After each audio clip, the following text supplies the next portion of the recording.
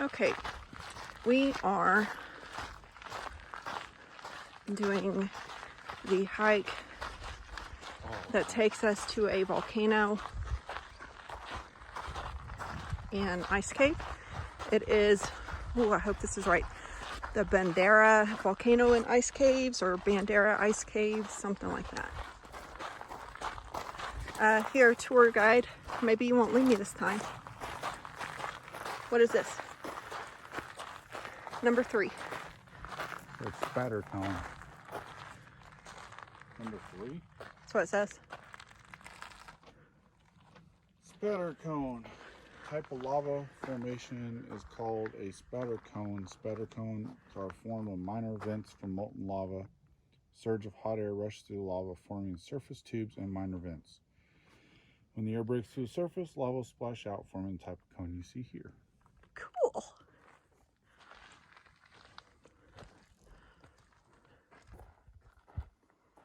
Twisted trees.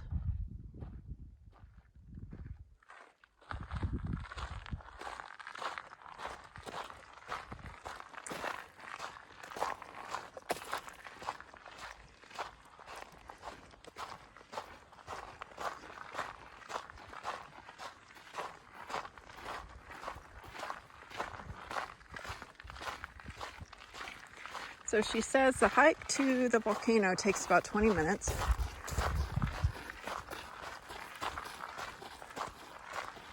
And then we are going to, instead of coming back and then going to the ice cave, they have opened up their Jeep trail to hikers so you can make a loop and it cuts off some time. Right, so we won't have to backtrack. And we are all about loops. So that's pretty awesome. But you are walking over, on that Jeep trail, you are walking over like a lava field. Yeah, there it is. So really rough. It's pretty rough. So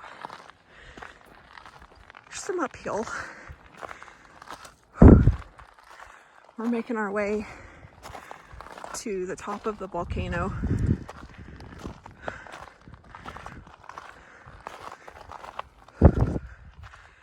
Oh look, I think I'll sit for a spell.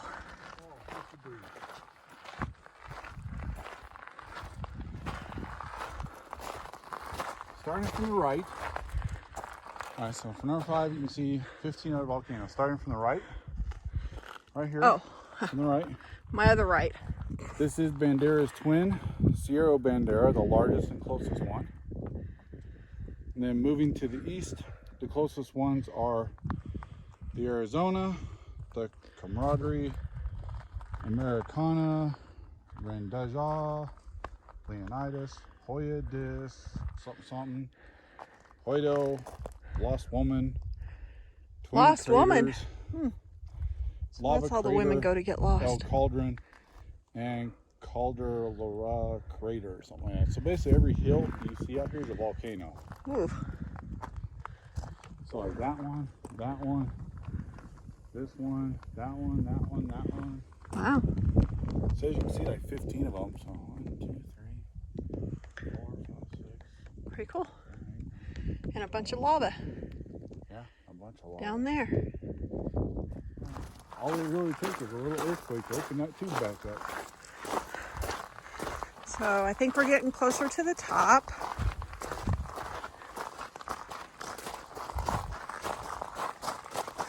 I guess the Jeep trail. Where? Right there. Oh, okay.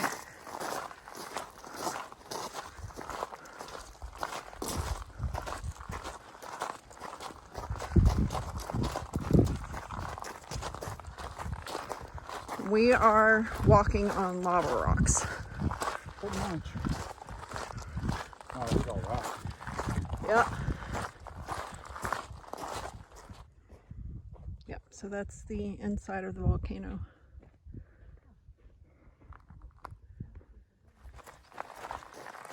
Alright, so we're coming up more to the end of this trail, but just want to show you so you can kind of see. Pretty much you turn around and go back down. Yeah. So that is the inside of the volcano.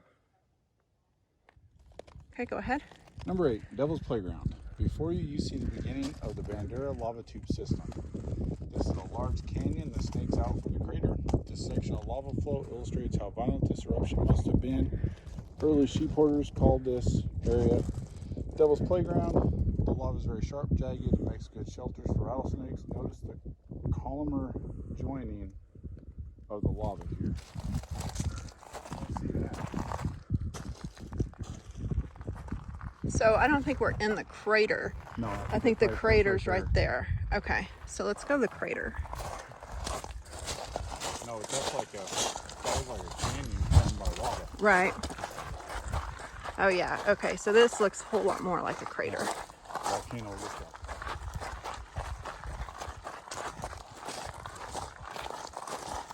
Oh wow.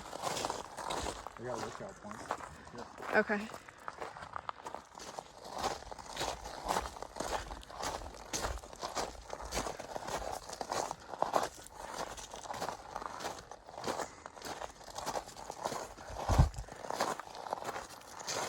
Now you're in the volcano. Wow. Well, it's closer than you anyway. Yeah. Volcano lookout point. Right? Mm-hmm. Bandera is the largest volcano in the region. It erupted around 10,000 years ago. There are 2 stages of eruption. The first, the cinder cone developed, then a massive lava flow broke out of this side. The lava molten reached temperatures above 2,000 degrees Fahrenheit. Bandera's lava flow is nearly 23 miles long. At the end of the eruption, the lava suddenly fell back down the main vent, making the bottom of the cone deeper than the outside lava flow. The crater is nearly 1,400 feet wide at the top and near roughly 800 feet deep. Elevation at the lookout point is 8,036 feet. Elevation at the rim is 8,367 feet. Wow. Over time, erosion and gravity take a toll on the crater and is slowly filling up as cinders and rocks fall down into it. This makes for a very fragile environment. Please do not go below the lookout site. It is not only dangerous, but also damages the cinder cone. So that's the cinder cone. That's the center of the volcano. Yep. That's where it erupted. And what it said is it erupted and then the lava flow broke out, which went that way. Yep, down But that then- way to what but all then we saw. eventually the lava stopped, so it all ran back in there, which probably is what hardened and probably Yep. closed it off.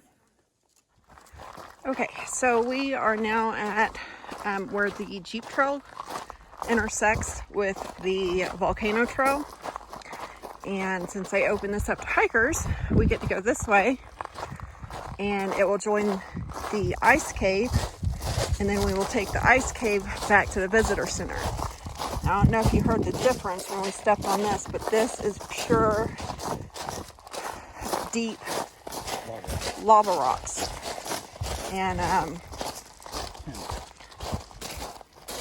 oh, we came to Bandera's another one. lava flow.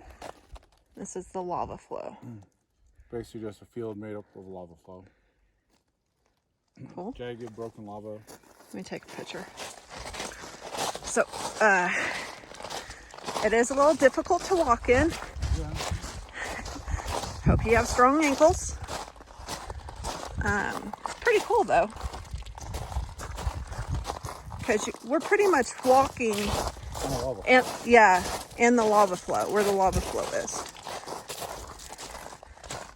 It's like on both sides is Yeah. all the lava flow and all the stuff on the rocks coming out. And Yeah. So if you do this, you definitely want to make sure that you have hiking shoes on. I wouldn't even say running shoes would probably not even work because of the sole. Because you definitely can feel everything. hiking poles would probably be nice too. That is a pretty picture right there.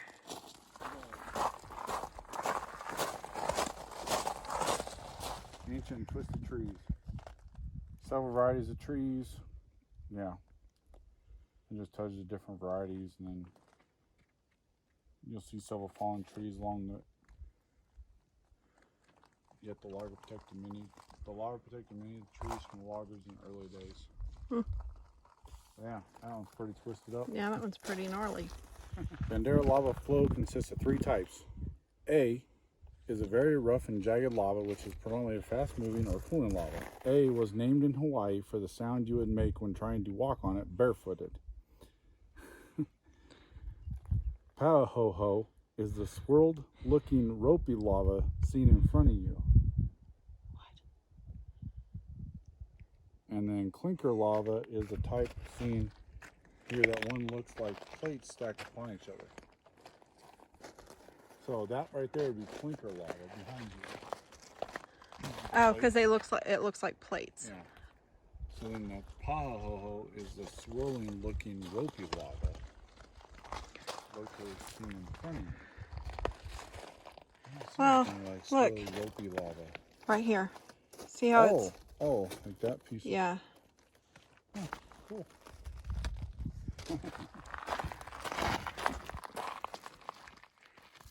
Watch that right there. Did you get that on camera? Yep.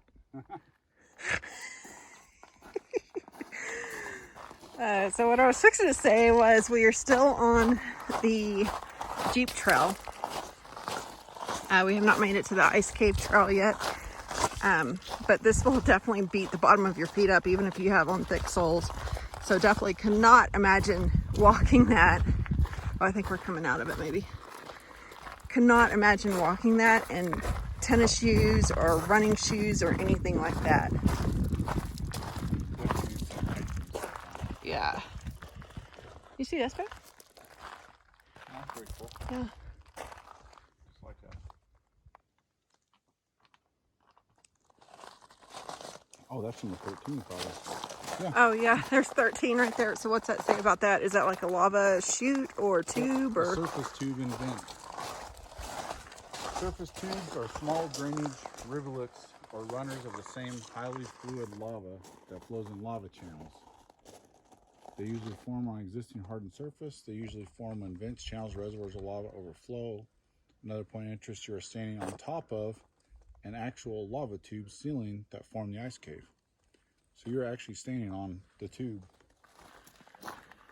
Okay, so the ice cave that we should be coming to pretty soon is actually in a lava tube, and it stays at a constant 31 degrees year round. Okay, turning on to the trail that goes to the ice cave. There. Yeah, I think they're... All these like little walls and stuff and all ruins. So as far as the ice cave goes, you can only, you walk into onto a platform, as you'll see here in a second, and it only goes, what, 31 feet in? Yeah. And the only light is natural light.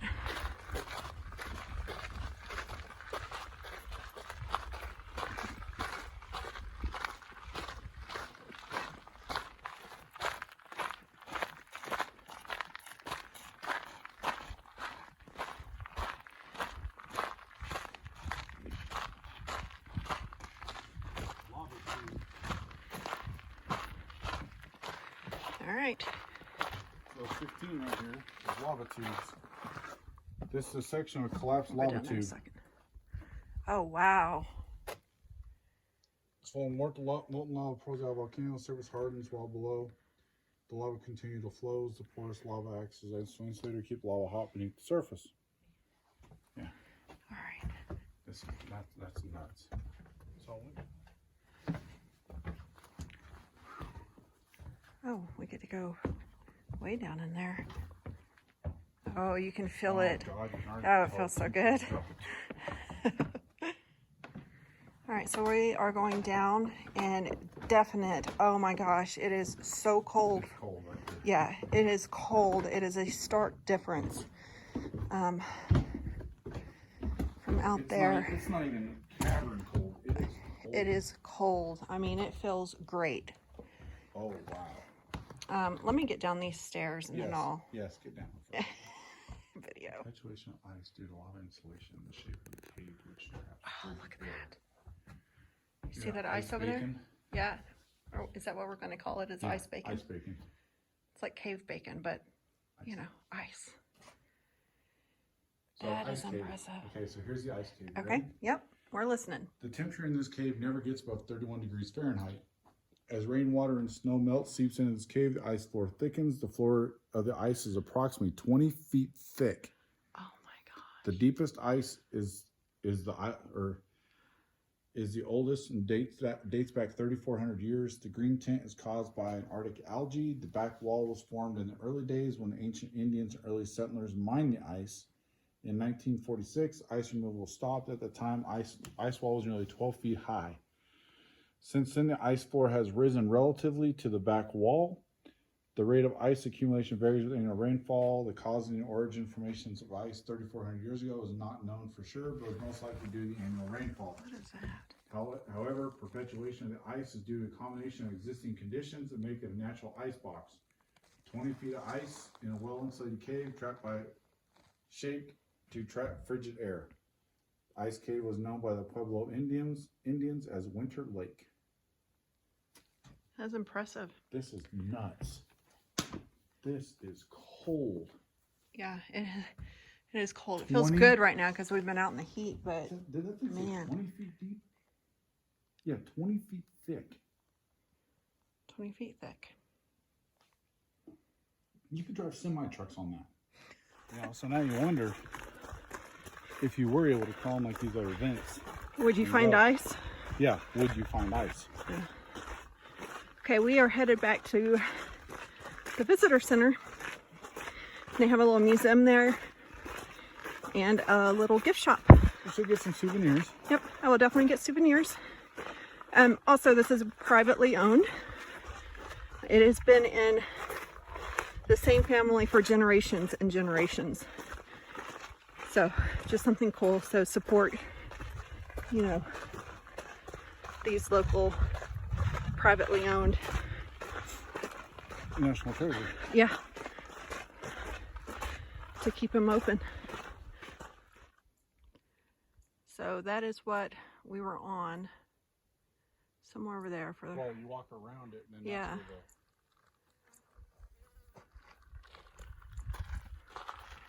Yeah, I think you walked up and you walked around the base and that's when you start going up. And then you start going up, yeah.